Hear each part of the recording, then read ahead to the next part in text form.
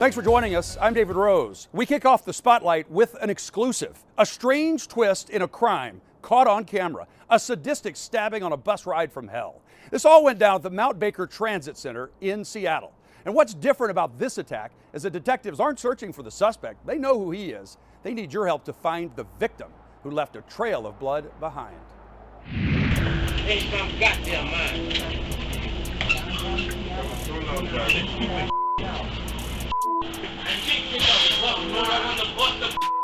Watch as a man with what appears to be a significant limp boards a bus on the 7 line in Seattle last summer and sits towards the middle section. He's followed by the suspect wearing a black hat with a red bill. He goes to the back of the bus, but the two then start to exchange words. You and I gonna fight. Fuck it, bitch. You! Who? You!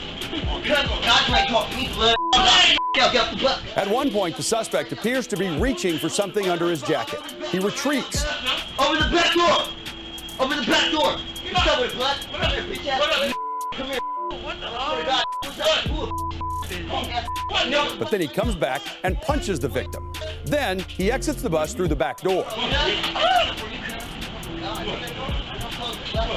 Seconds later, though, he re-enters from the front, pushes past a man in a mobility scooter who is trying to get off and escape the madness. And then the two guys start in again. The suspect pulls out a knife with a 9-inch blade and starts stabbing him.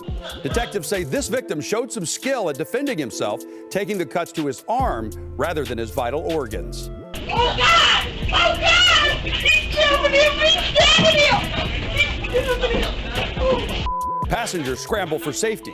The suspect walks off the bus and leaves. A woman who had fled the chaos doesn't want to be stuck outside with him, so she tries to get back on the bus.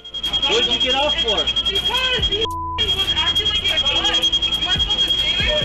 Well, then stay out. What? How is that my fault, dude? What the Well, because you're holding up the process. I'm trying to get out of here, man. With the bus now rolling, the victim is sitting in the back, holding his bleeding left forearm. Can you pull the cops? This guy's bleeding on the back of your bus. The bus heads north on Rainier Avenue South. When it stops on South Walker Street, the victim gets off.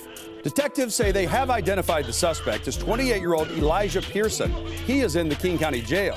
But to get felony assault charges on this case to stick, they say they really need to speak with the victim. He didn't stick around, and he never called 911 for help, so they don't know his name.